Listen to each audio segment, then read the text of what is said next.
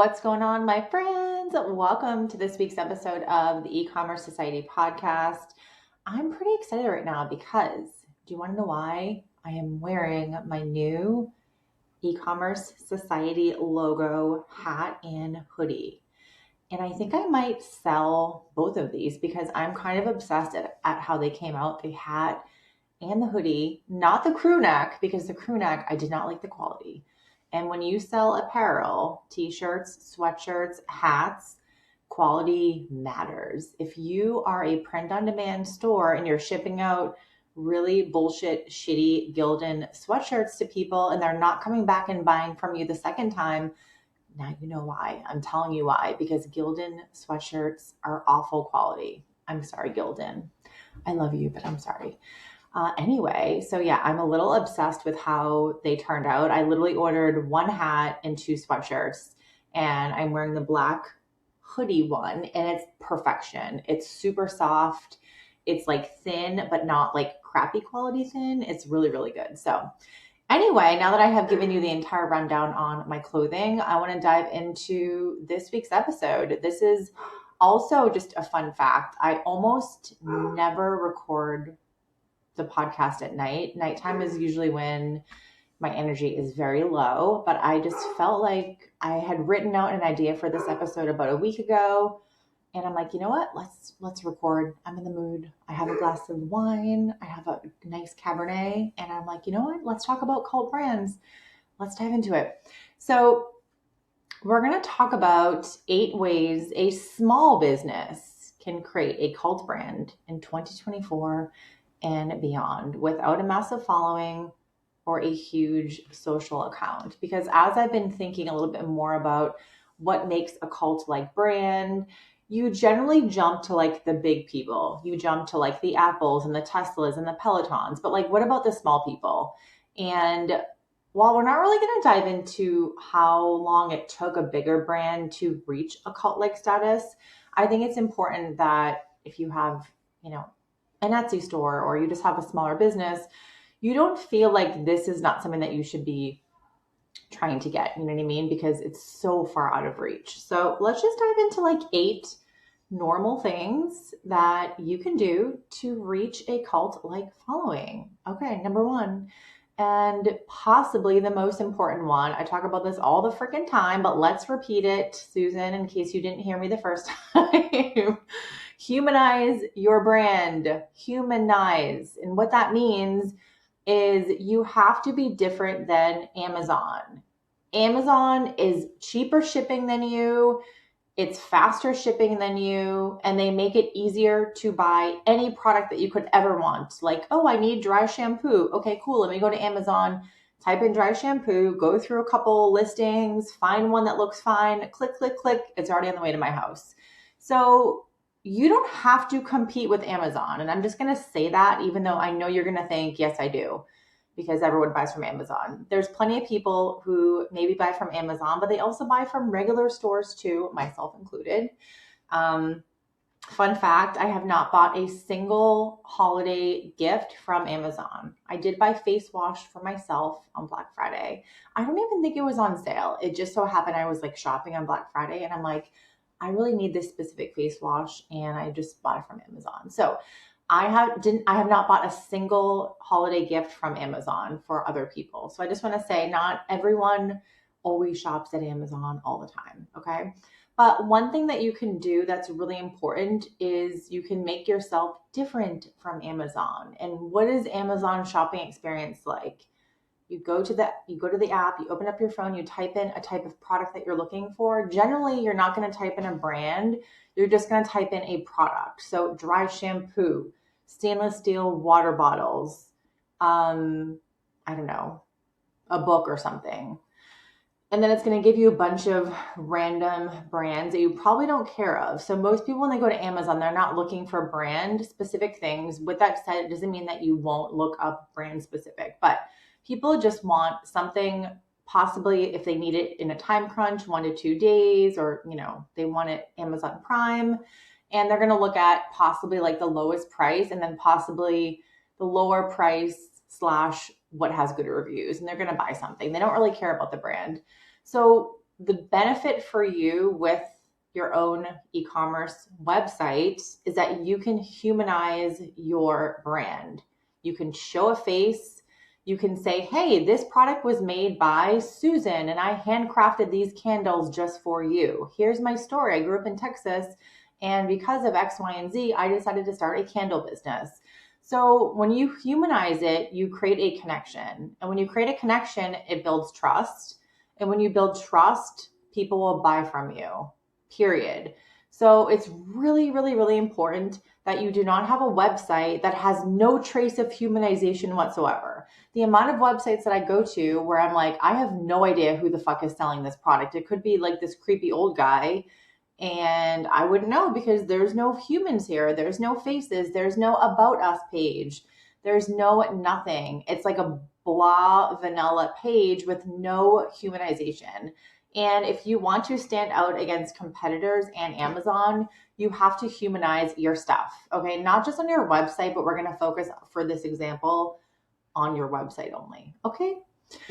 Okay. Number 2. Know what your secret sauce is and fucking live it and breathe it. So that one's a little harsh, but you know I love you. So when I say know what your secret sauce is, really like the simplified way to explain that is what makes you, your brand, or your product unique, special, or different. What do you do that's different than other people? You know, what do you do that would make someone want to buy from you? So every brand should have some kind of a secret sauce. So if you're a product-based business and you sell, I keep coming back to candles because there's a lot of candle people in my programs. Let's think of a different example here. I'm trying to think. I'm like looking around my office at what do I have in my office that I could use as an example, and all I see are candles, and there's like 700 water bottles on my desk and a picture frame. There's like no examples. Okay. I have one. So let's say you are a beauty company and you sell lip balm or something. I have a Summer Fridays lip butter balm on my desk. So I'm going to use this as an example. So again, let's just pretend it's not actually Summer Friday. It's just like some random brand. So let's say this specific brand here, they have a type of lip butter balm that maybe there's like a special ingredient that not only hydrates your lips, but it's like a nice scent or a nice flavor, or maybe it like lasts for 6 hours or something. Like you should have something that makes you unique or special, you know? I would say for my business, the Dapper Dog Box, that was the business I founded in 2016. I would say for that business, my secret sauce, let me think for a sec. And I should know this because this was my business, but I sold the business about 4 years ago, and I don't think about it often that much anymore. So I sometimes have to think of like, what was I thinking then? What was I doing? I don't even know if I knew my secret sauce then, to be honest with you. I think my secret sauce, I think there was a couple things. One, and I'm going to talk about this as an example in a minute, but I created products that were super, super, super fun and curated. So I had a subscription box business, and I also sold one time like dog bandanas, dog toys, etc. In my e-commerce store, and I manufactured dog bandanas. But what I did was, I think one of the secret sauces for that business was I created products that were really, really visually appealing. And I guess this isn't going to be super surprising. If you know me, you know how much I care about like the aesthetics, the packaging, the visuals, what's going to stop the scroll on social media. So when someone is scrolling through 700 dog bandanas, what's going to make yours stand out? So I really honed in on like the visuals and the aesthetics, and I used trendy things when I created my bandanas. So whether it was the bandanas or the dog boxes always had a monthly theme, and they were always really fun, curated, visually appealing, trendy. So for example, there was one month that I did, what was it called? It was like a Georgia peach theme. And I literally had a peach dog toy made of nylon. It was beautiful. I had this beautiful nylon. So it was like this thick material, like really high quality dog toy. I had a peach dog toy cookie created. I basically had someone design a peach watercolor art, and then I turned that into a bandana. So it was like these custom, beautiful peach dog bandanas. And then I forget what else we put in there. There was like, oh, there was some dog treat company from Atlanta, like a dog biscuit or something. And then we did something else. So the point is that when you got the box, you would open it up and there would be a really beautiful postcard inside, or like an insert, and it would have a peach on it, and it would say the theme, and it would highlight one or two products. And then you would open up underneath the card, and there was all these beautiful products curated. So when someone opened that box up and they took a photo on social and they posted it on social media, that photo is going to stop the scroll, because not only was the insides of the box really cute and fun, and definitely geared towards like the Instagram dog mom, so very trendy. They probably had a golden doodle, etc. When they posted it on social media, their dog friends are going to be like, oh my gosh, where did you get that box? I need one too. So the packaging was on point. The curation of the products was on point. And I think that was one of my secret sauces, because you might think, oh, that's not really that special. But when back when I had that business, all of my competitors didn't do that. There was no one who did accessories. So I was the only one that looked at the market of like, what's everyone doing right now, and what can I bring in to make my product different and unique?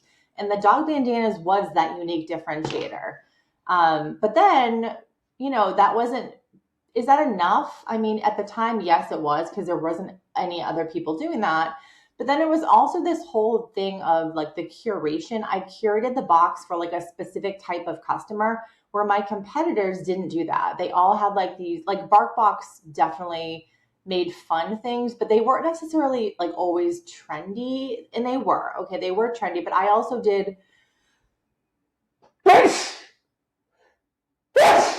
oh, excuse me.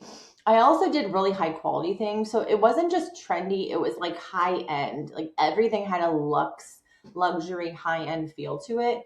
And so that was kind of one of my secret sauces. I'm not going to go into like all the things that I did, but that was what made my brand like different, special, or unique. And I honed in on the dog bandanas after doing market research, after talking to my customers, after installing a website tracker, a heat map tracker. So it's called hotjar.com, and looking at where are people going on my website, where are they clicking, which call to action buttons are they hovering or clicking on, and really just like watching people on the website, where are they scrolling. Like Hotjar, if you don't have it, is an incredible tool, and it gives you so much user information about people on your website. So using all this information, I realized that one of the reasons that people would buy my product was the bandanas. They loved getting a new bandana every month, and not just like a shitty one. These were 100% unique. I had the design created every month, and I worked with a really awesome and talented designer. And so this was not only a really fun design, but it was 100% unique. And because of that, people loved it and they kept coming back to my business. So you have to kind of understand like, what's your secret sauce? Another way to think about it is one question: why do people buy your product?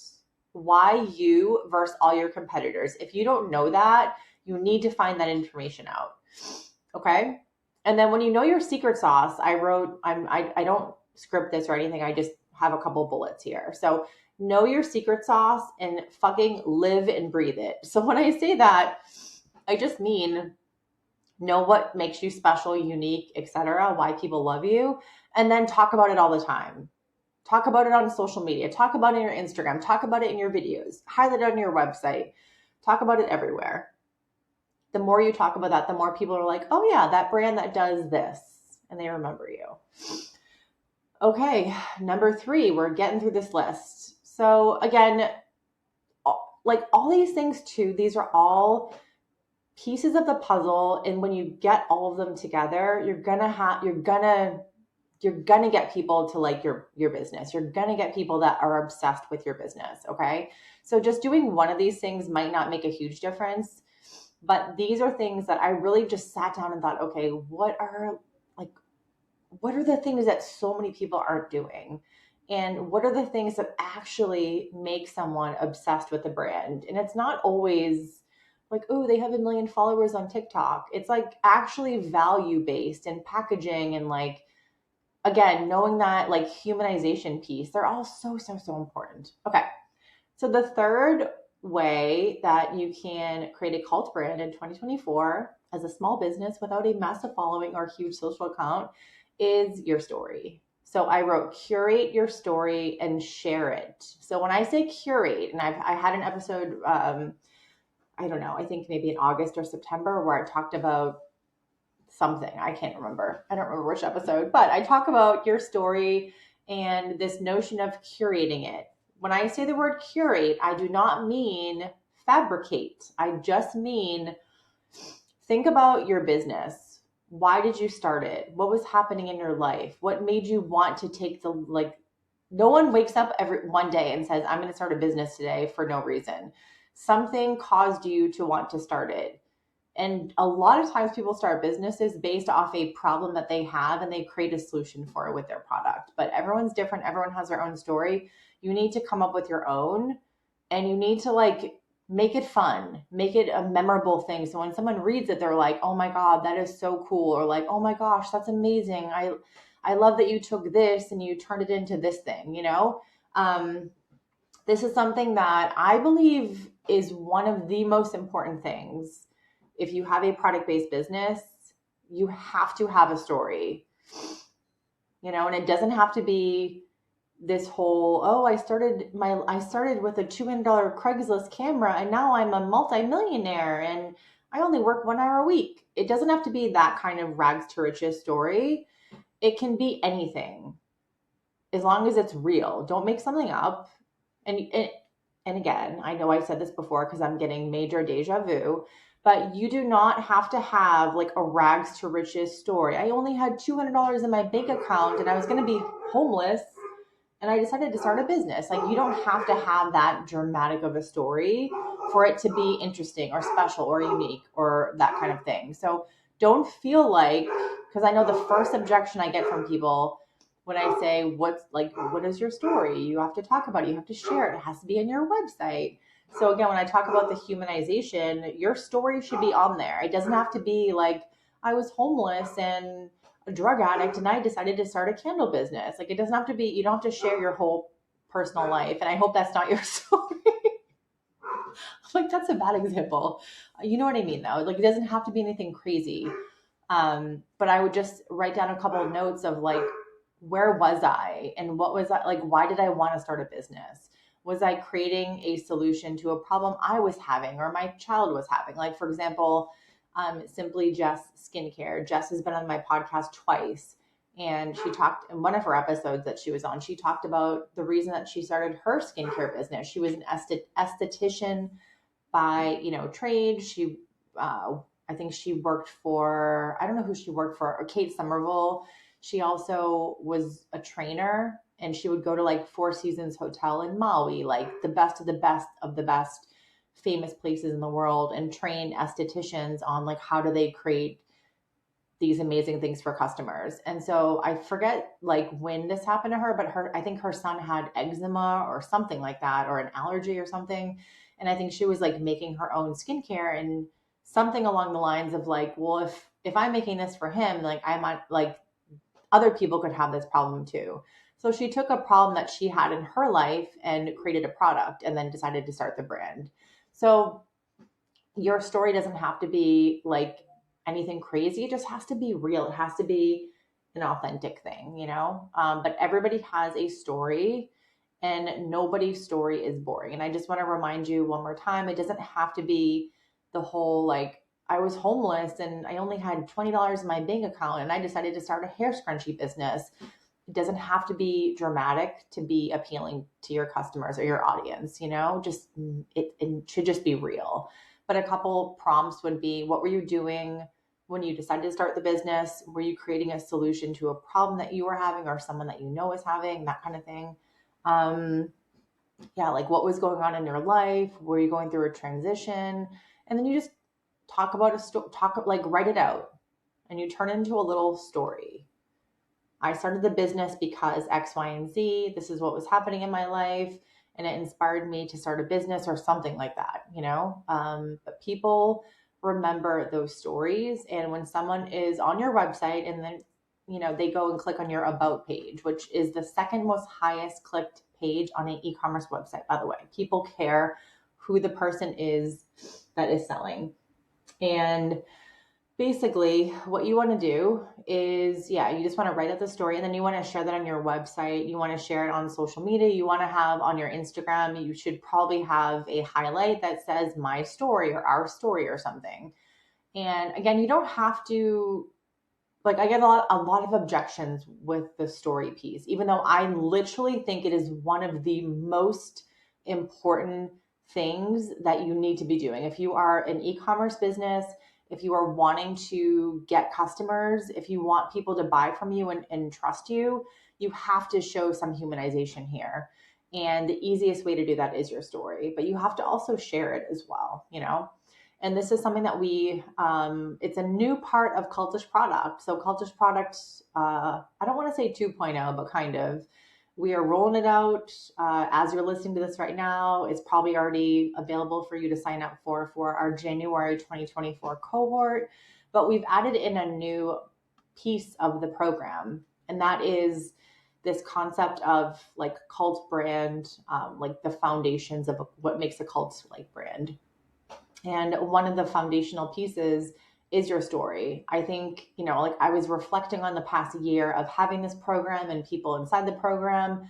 And I spoke at Ultimate Product Party in Nashville in May. And I talked about my topic of speaking was how to create a cult-like brand. And I talked about this notion of your story, creating and I'm going to talk about this in a minute, creating a value-based or a purposeful mission besides your business that's outside of your product. And I love talking about this because I think it's something that isn't really talked about very much. I think everyone talks about how to grow your Instagram or how to grow with email marketing.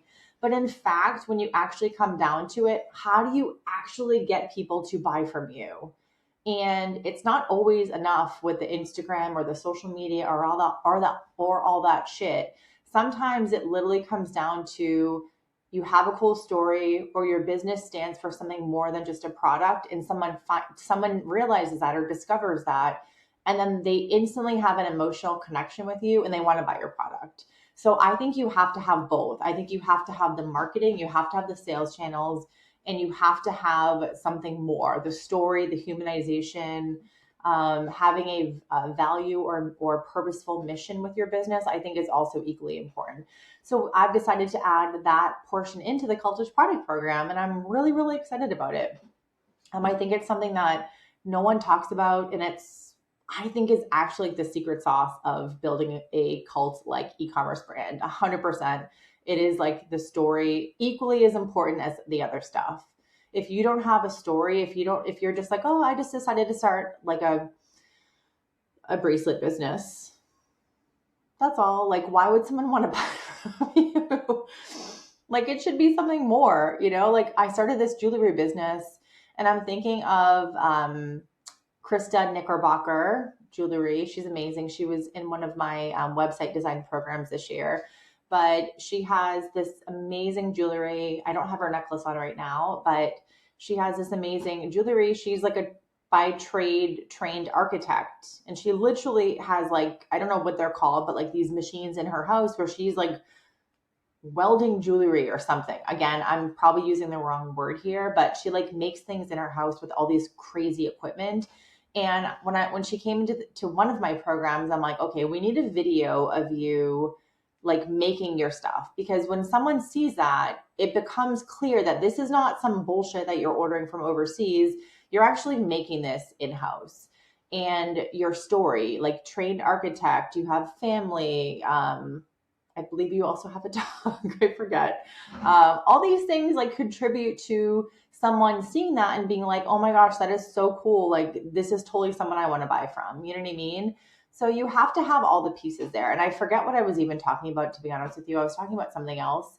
But the point here is that you have to have a brand that stands for something more than just the marketing or sales. And I literally was going somewhere with that. I swear to God, sometimes I talk and I'm like, wait, what was I talking about? I go in tangents.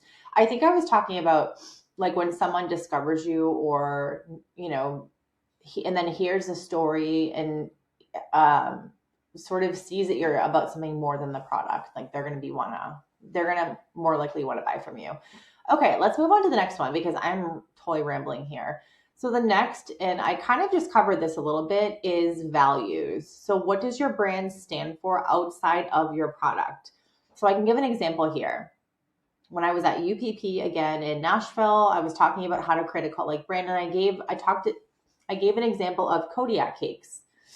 So Kodiak cakes is a protein pancake mix or whatever. I forget exactly what it's called, but it's like higher quality pancake mix, but it's like protein based. And, I had bought them from Costco or from the grocery store for off and on, I would say for a few years since living in the West Coast. I never knew the brand until I moved to Seattle, but they're in all the grocery stores here. And I bought them and I never thought twice. About them. And then one day I pulled out the box from my shelf in the house and I was like, Kodiak cakes. I was like, I wonder what their story is. Like, what's their deal? Who are they? And I go to the box and I forget what the box says off the top of my head. I don't have it in front of me, but it said something like, here's the website or something. So I go to the website and I learn about their story of the brand. And I'm like, oh, that's really cool. Like it's, I think they're based out of, I want to say Utah, but of course they have a bear logo. And Kodiak is, if you don't know this, fun fact, Kodiak is a type of brown bear, and Kodiak Island is in Alaska. And they are home of the Kodiak brown bear, who are beautiful. And I would love to go to Kodiak Island someday, maybe next year.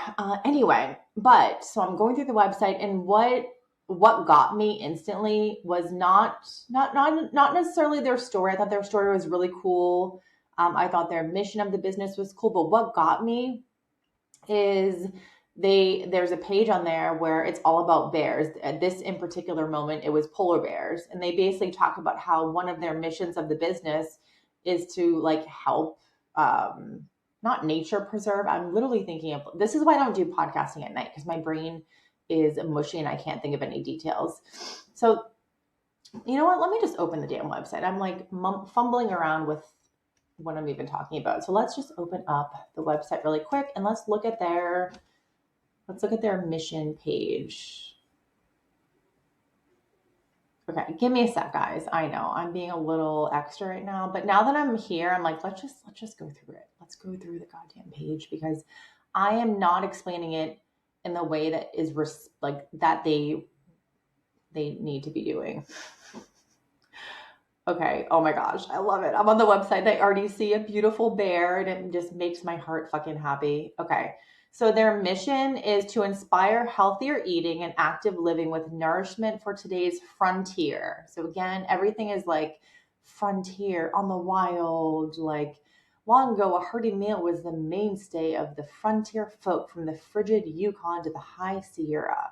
These rugged explorers relied on real food with a rich source of carbohydrates, blah, blah, blah. Kodiak cakes is meant for those of us who, like the rugged old pioneers exploring the untamed wilderness, require nutrition, energy, and great taste to successfully navigate today's frontier. So I just thought that was so cool. And I thought like, wow, that's so well written and just amazing. And then there's this whole thing like, whole grains taste better, powered by protein, fuel for conquering your frontier. So I love that. Like basically food for doing cool fucking shit in your life. So I fucking love that. But what got me, and again, everyone is different. Everyone's connection to a brand is going to be different based on what they like, based on their personal experiences, based on what they care about. Okay. This is a really, really important point. So when I'm on Kodiak's website, then I'm like, okay, great. They have a cool story. They have an awesome mission. I love it. Like, this is a cool brand. But what fucking gets me and what turns me from like, I kind of don't care about this brand that much to like, oh my God, I'm a super fan for life. I am obsessed instantly, instant emotional connection immediately was they have a page called conservation. And it says Kodiak Conservation, going beyond breakfast, partnering with organizations to preserve wild places.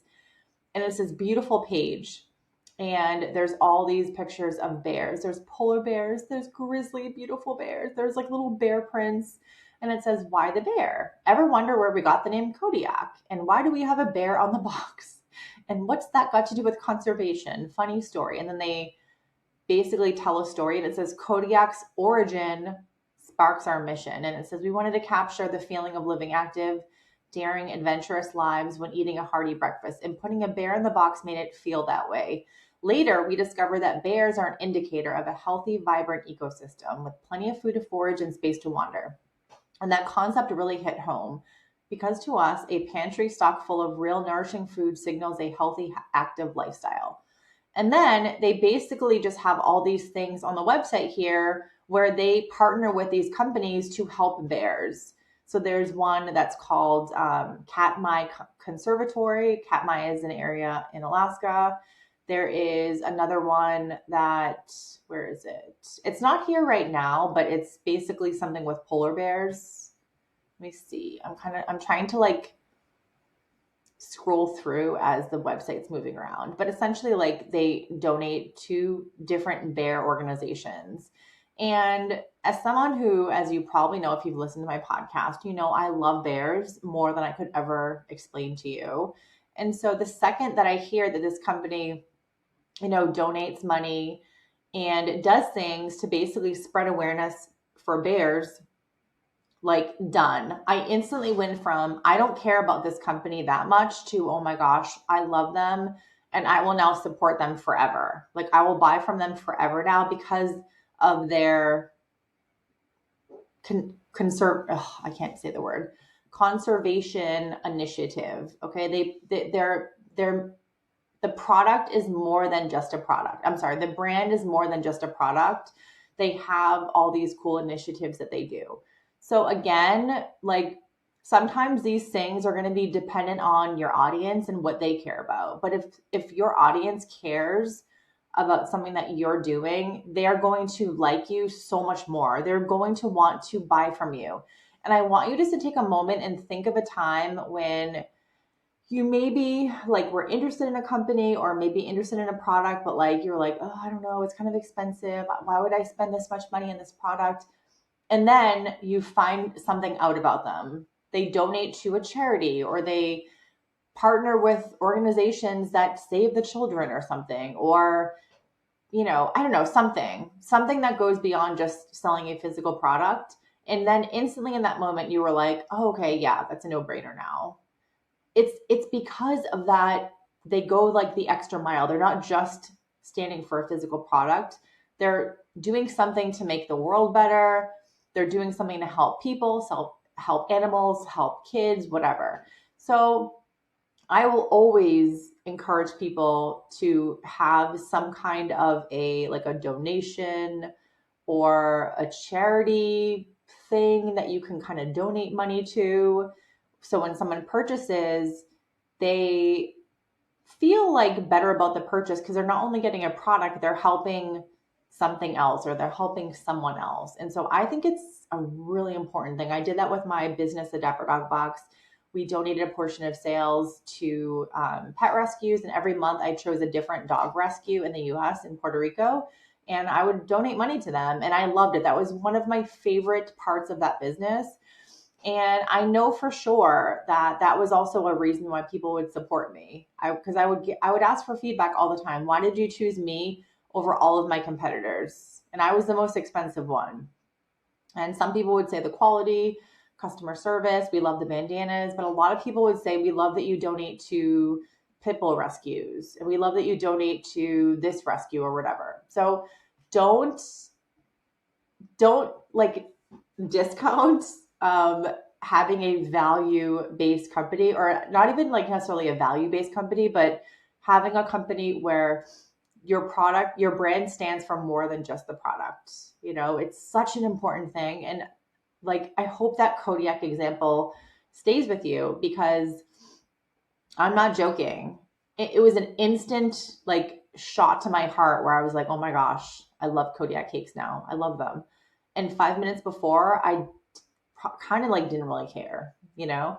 Sometimes a story won't move you or it won't move your customer. But then when there's that one other thing, and I'm thinking of another brand right now too, the Good Kind. My friend Courtney, who owns the Good Kind, and I talked about her on the podcast. She's actually been in the podcast as well.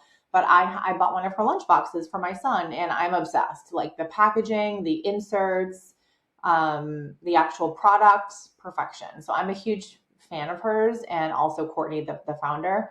But her company, for every lunchbox that's purchased, they donate meals to children at schools I forget what exactly school she donates to. But the point here is that you feel better about your purchase knowing that, wow, because I bought her lunchbox, I just donated 10 meals to kids or something, like 10 lunches to kids. So that's a really important thing. And I think that's going to become more important as the e-commerce space gets more crowded and people have more purchasing options. People always support the ones who give back or donate or have like this bigger meaning to them. So I would highly encourage you to think of that and think of how you could add some kind of like a charity or donation angle to your business. And again, this is something that we are going to cover in the next round of Cultish Product. So cannot wait. And if you're interested in the program, you can go to carriefitzgerald.com/cultish and you can learn more. Okay, so we've covered humanizing your business. We've covered your secret sauce. We have covered your story. And then lastly, we've just covered the value and having a brand that goes beyond a physical product. Okay, number 5, the visual appeal. So again, just as a summary, 8 ways a small business can create a cult-like brand in 2024 and beyond without a massive following. So your packaging, your visual appeal. So your branding, I think, is important, like the visual branding, your colors and this and that. But let's go deeper here. Packaging. Packaging is ridiculously important, okay? Anyone that says packaging is not important, they are a liar. Okay, Susan, I'm calling you out. You're a liar. Packaging, I think, is one of the most important things.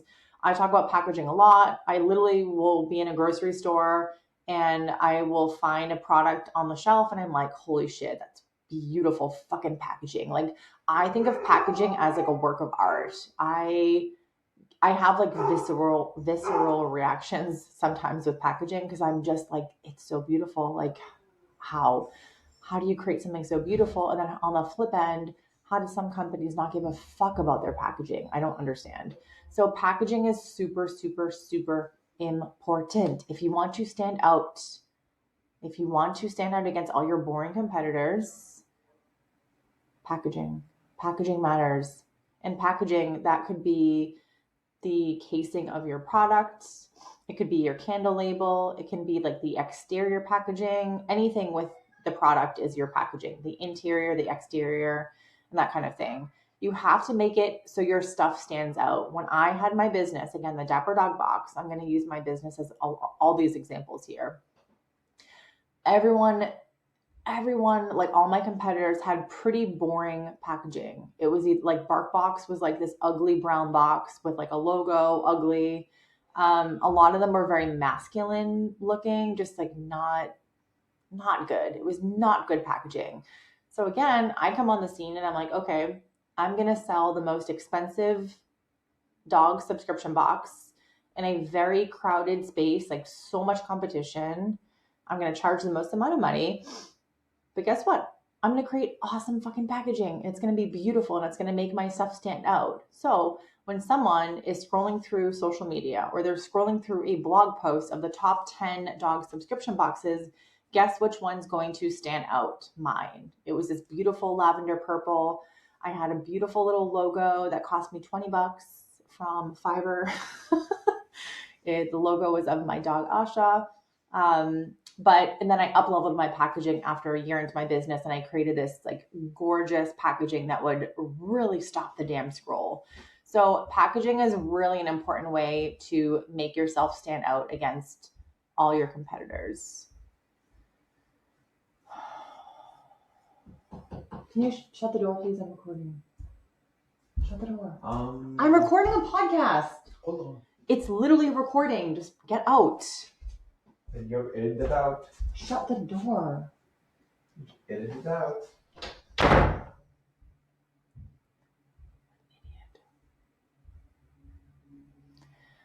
So packaging is 100% one of the, I would say arguably one of the most important things that when you are starting a business or you're trying to scale it or you're trying to like really attract customers, I would highly recommend it's a good investment to level up your packaging. I can't tell you how much business I got with Dapper Dog Box after I redid my packaging. And I share the full story of my packaging and how I created my packaging for social media in my book, Customer Obsession. I have an entire chapter on packaging and like what I did to make my packaging so unique and so incredible. And it's definitely one of the, I would say of that whole business, the packaging of the box was one of the proudest things that I did for that business. I spent months creating this like showstopper. It wasn't something I just slapped a logo on and I was like, packaging doesn't matter. I knew that it mattered and I still think it matters. And if I ever started another product-based business, day one, I would invest in packaging. So even if it's not the most expensive like designer or you can go to 99 Designs and you could probably spend $500 and you could have someone design packaging for you. And it's totally worth it. I firmly believe as we move into this space of just crowdedness, too many stores, too many people selling things, what do you need to do to make yourself different or memorable? And what do you need to do to create an incredible unboxing experience for customers? I think it's one of the most underrated things, but customer experience matters. And packaging is how you do that. So again, another thing that we cover in the Cultish Product is your packaging. How do you create an incredible, scroll-stopping, amazing experience for your customers? Okay, the sixth thing that you can do to create a cult-like brand with a small audience or a small business is, and this one is like, I don't know, I debated on keeping this one in here, but I was like, I'll just keep it in because I think it's an important point. Encouraging customers to come back. So I order from a lot of stores. I'm always ordering from people in my programs, my Cultish Product program. I order something from everyone in that store. Everyone in the program. And I actually go through and do an audit of the whole journey. So when someone goes to the website, when they check out, when they get the like order updates, the shipping updates, when the product comes in the mail, the packaging, I go through your entire process and I audit it for you. And I tell you all the things that could be improved and we come up with ideas. And that's one of my favorite parts of the program because I love helping people with customer experience and packaging and all that. But one thing that I realized from not only having that program, but just having all my other programs and working with like hundreds of students and clients over the last few years is most of you aren't actually asking customers to buy back, to come and buy from you again. You are always hyper focused on getting new customers, but not necessarily on getting your past customers to come back to you. So a cult-like brand is someone who you have to have a connection with your customers. You have to make them feel special. You have to make them feel connected to your brand. And one way to do that is like you have to get them to buy from you over and over again. So the easiest way to do this is there's multiple ways, but email marketing, email campaigns, your post-purchase flows, encouraging our customers once they get the product in the mail to post on social media. So then you can, send them a DM and be like, thank you so much. We're so grateful for you. Here's a coupon for another purchase. Like be sure to tell a friend. You have customer loyalty programs. So there's so many ways to get customers to come back, but I'm realizing that a lot of you aren't always doing that. And so I just wanted to put that in here because I think it's a really, really, really important point. And I'm not going to go into too much detail on how to do that, but it's a really, really important one. Okay, number 7 on the list is creating a sense of community. So this is a really important one. A cult-like brand likely has a sense of community of some kind. So when you have a cult like brand, people are obsessed with your product, obsessed with the brand, and they want to like spread your seed around. They want to tell their friends, they want to post about you on social media.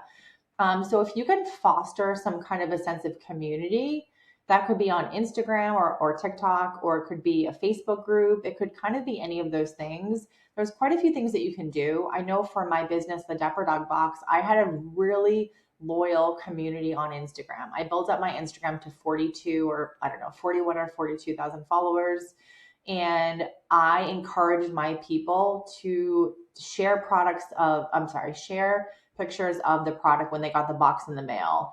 Share, like, what did you like most about the box? We had monthly photo contests. I was always, if someone tagged the business, I would comment, I would respond, I would share my stories, I would DM them. Thank you so much for buying. Like, we're so freaking grateful for you. I would make customers feel special all the time. From day one, customers were number one.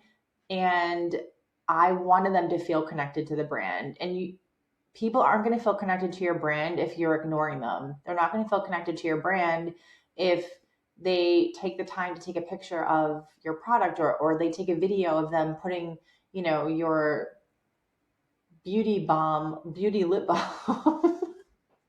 I'm always trying to think of an example of a product and I never can. I'm always like picture frames, water bottles, or candles because they're always sitting on my desk. And so that's the first thing that comes to mind.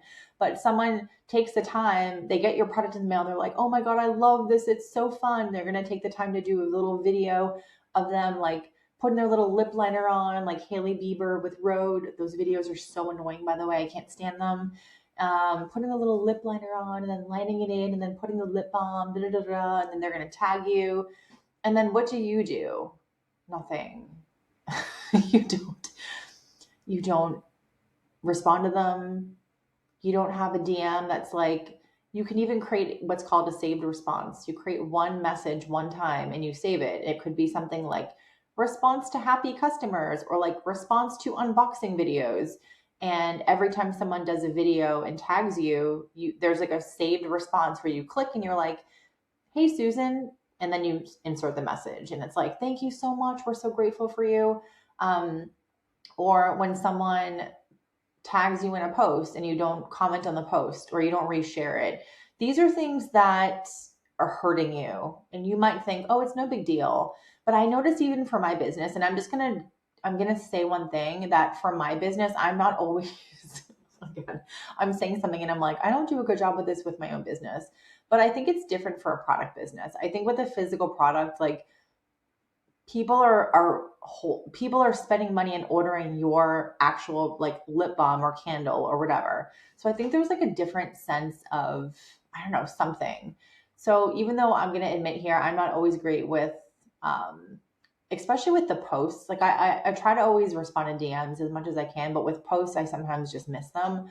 But with Dapper Dog Box, I would go a few times per week and I would go through my last like 20 to 30 posts and just go through the comments. Did I respond to every single one? And I would do my best to respond to every single comment, every single person who tagged me in a photo of my brand. I would comment and I would reshare and I would DM them. Thank you so much. Like, we're so grateful for you. Like, thank you, thank you, thank you. It's different with like a brand like mine where I have, courses or programs or educational things.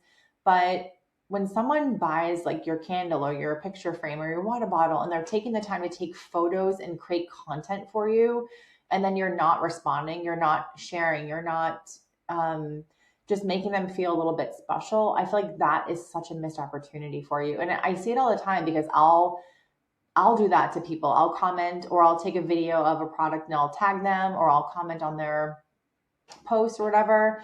And it's like, a lot of time it's just crickets. Like I can see that they've seen it and they just don't do anything. And I think it's a really missed opportunity. So I would just say, creating a sense of community, you could choose one social media platform and try to create a sense of community, try to bring people to that site. So if it's Instagram, I would say Instagram is the easiest one, but I think TikTok also works great. I think with TikTok, I'm not a huge TikToker, so I don't know the rules. I think you can't Can you DM? No, you can DM people or you can message people because people have messaged me. I don't know. I don't know the rules on TikTok. I'm sorry. But anyway, choose one platform and that's your community platform. And so you want to create a sense of community as much as you can. And what that means is you want to encourage customers to post pictures, videos of your product when they get it in the mail. You want to start conversations about things that people care about within your industry or your niche, um, just things like that. And that's kind of how you start a community. And again, that was a huge part of my business for Dapper Dog. I tried to make customers feel so fucking special every single day. And in my, if I mean, the business has now closed since I've sold it. They ended up selling it and they closed it.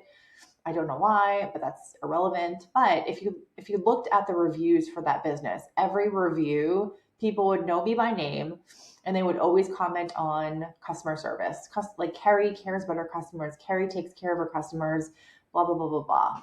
So the customers that I had for that business knew that I cared about them and they felt like they were part of something more. I mean, every month I would have these photo contests for my business and just people would just go crazy with like posting the pictures and taking pictures of their dog with the box, their dog with their favorite toy, their dog wearing the bandanas.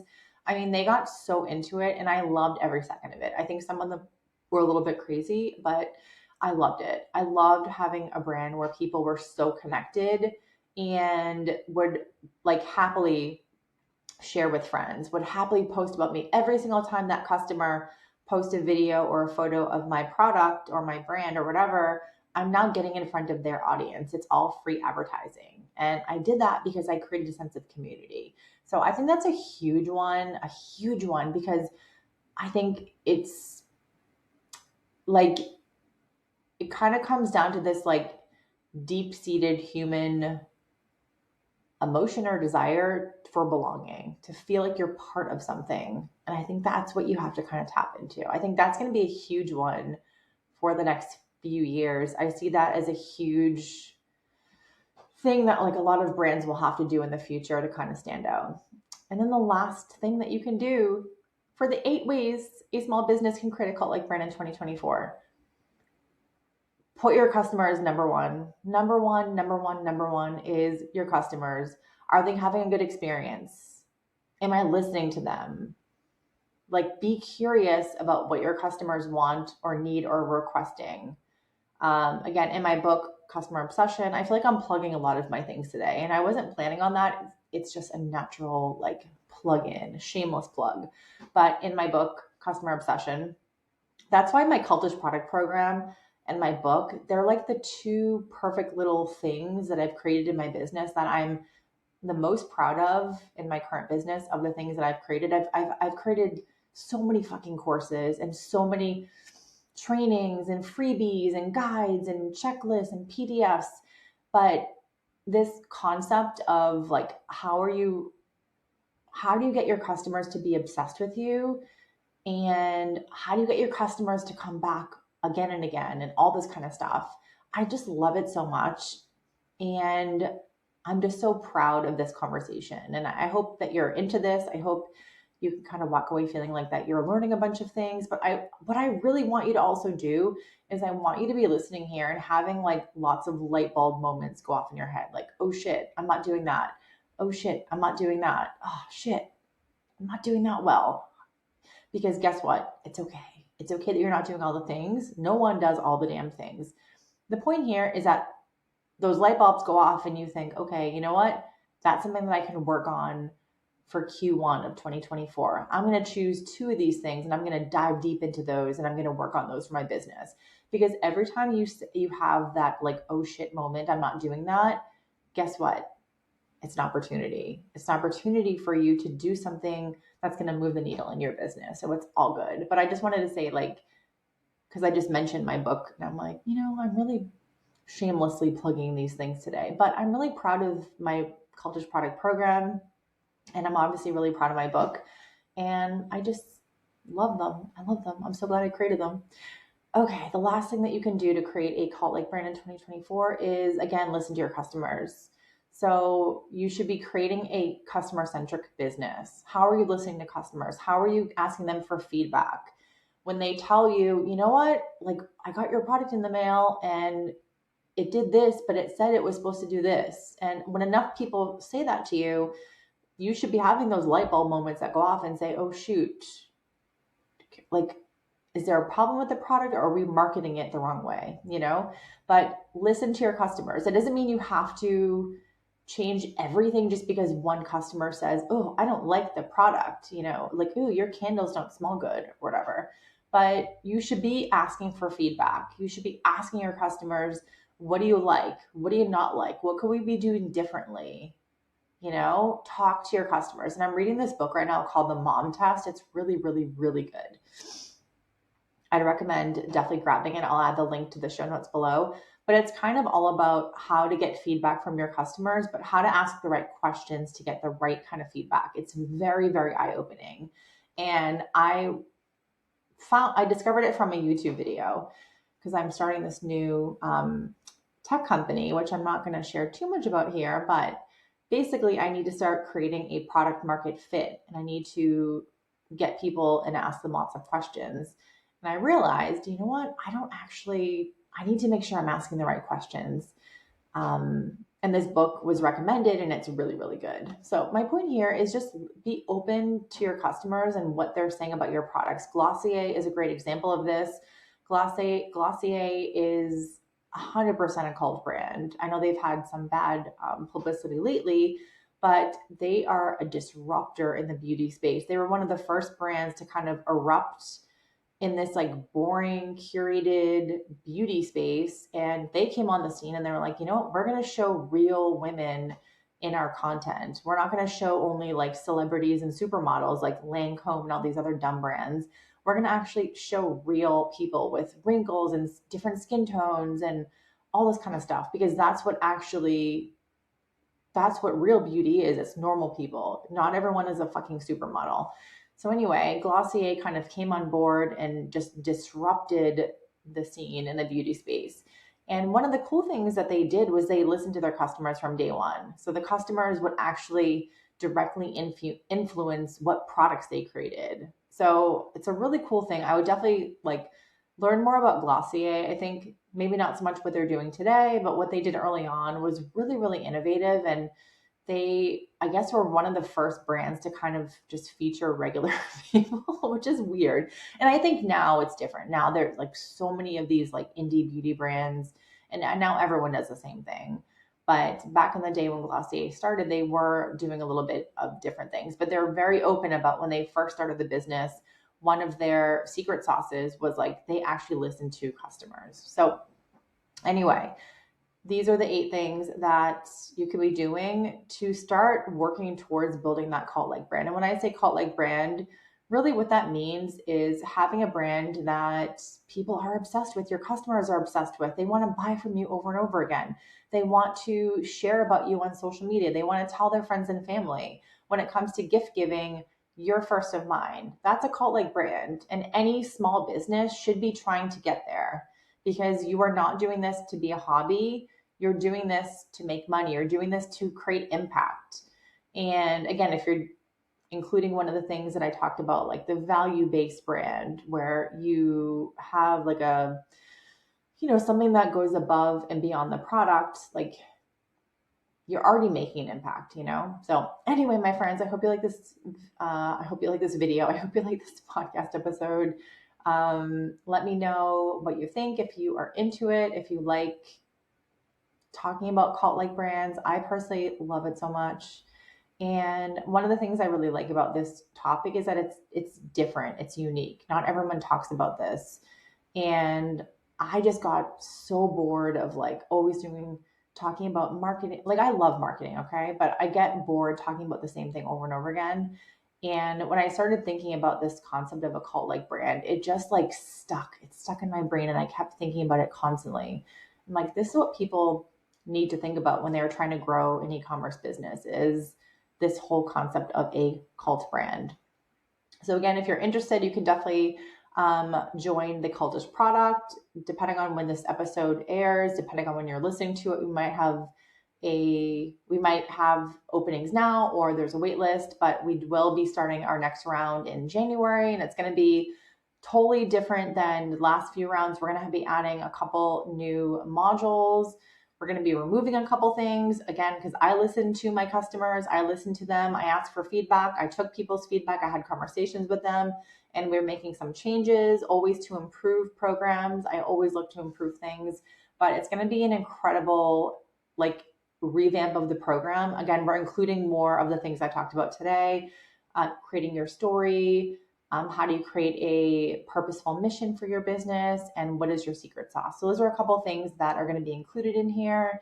And I have some other secrets that I will be sharing, but definitely check it out. It's an incredible program, and I'm a little bit obsessed with it. So carriefitzgerald.com/Cultish. And if you like this episode, send me a DM on Instagram and just let me know. And if you really liked today's episode or any episode and you have not left a review on Apple iTunes, please take a minute and leave a review. It means so much to me to see, of course, 5-star reviews, please, on there, but also just knowing that you're liking the podcast, it's helping you, and it really helps me to get the podcast pushed out to more people so I can help more people. All right, my friends, I will see you in next week's episode. And I hope you're having a good holiday season. I'll just leave it with that.